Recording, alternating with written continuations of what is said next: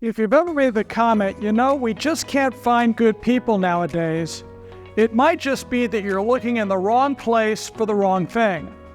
Think about it this way.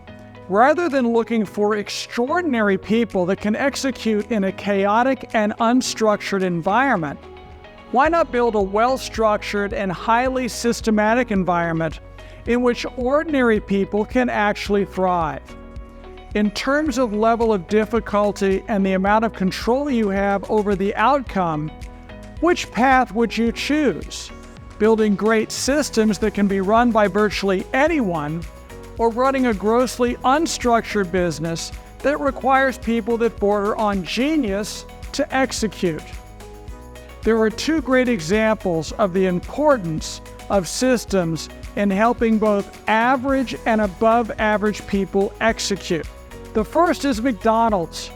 If you distill McDonald's to its essence, it's a multi-billion-dollar franchise basically being run by a bunch of 16 and 17-year-old kids that often can't remember to make their own beds in the morning before they leave to go to work.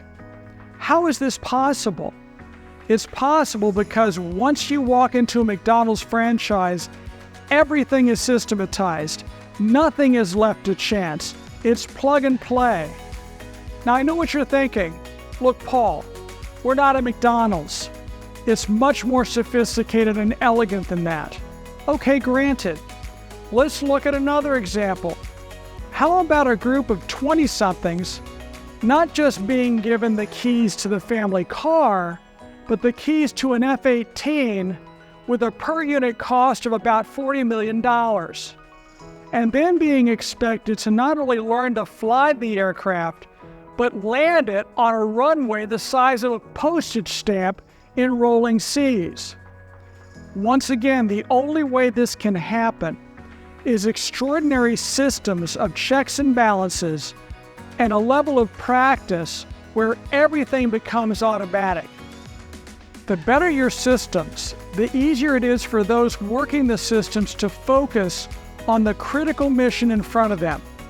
The military wants its young pilots to focus on strategy and tactics, not mechanics.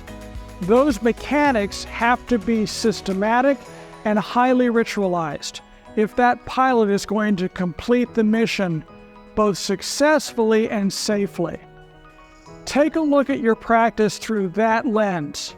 You want to automate and systematize as much as you can so that your people are liberated to focus on their mission.